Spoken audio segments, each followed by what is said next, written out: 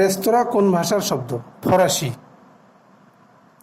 ফরাসি ভাষা অন্য অন্য শব্দগুলো হচ্ছে বুর্জোয়া, আতাত, কার্তুস, কুপন, ক্যাফে, রেস্তোরাঁ, ডিপো, ফিরিঙ্গি, রেনেসা, দিনামার।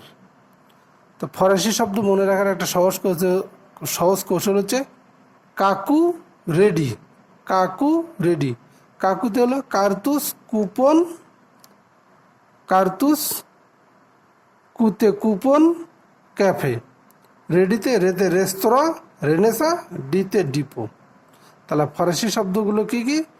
বুর্জো, আতাত, কার্তুস, কুপন, ক্যাফে, রেস্তোরাঁ, রেনেসা, ডিপো, ফিরিঙ্গি, দিনামার। আঁশ, ওলন্দাজ, সেমিস, পাতি, এগুলো হচ্ছে ফরাসি শব্দ। শৃঙ্গার রসকে বৈষ্ণব পদাবলিতে কি রস বলে? উত্তর হচ্ছে মধুর রস।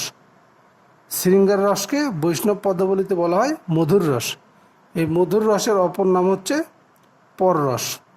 বৈষ্ণব পদাবলিতে কত প্রকারের রস রয়েছে? বৈষ্ণব পদাবলিতে 5 প্রকারের রস আছে। একটা হচ্ছে শান্তরস, দাস্যরস, সখ্যরস, বাৎসল্য রস, মধুর রস।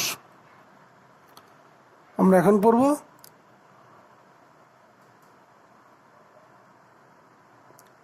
চণ্ডীদাস রচিত বিখ্যাত কিছু উক্তি। চণ্ডীদাস বিখ্যাত 3টি উক্তি রচিত। 1 নম্বর হচ্ছে সই কেমনে ধরি বহিয়া আমার বধুয়া আন বাড়ি যায় আমার আঙ্গিনা দিয়া।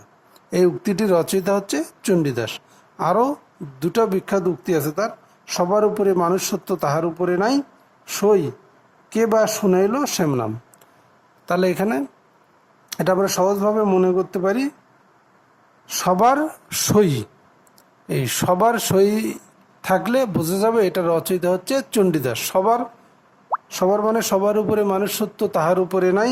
আর সইতে সই কেমনে ধরিব ইয়ে আমার বধূ আন বাড়ি যায় আমার আঙ্গিনা দিয়া, সই কে বা শুনাইল শ্যামনাম।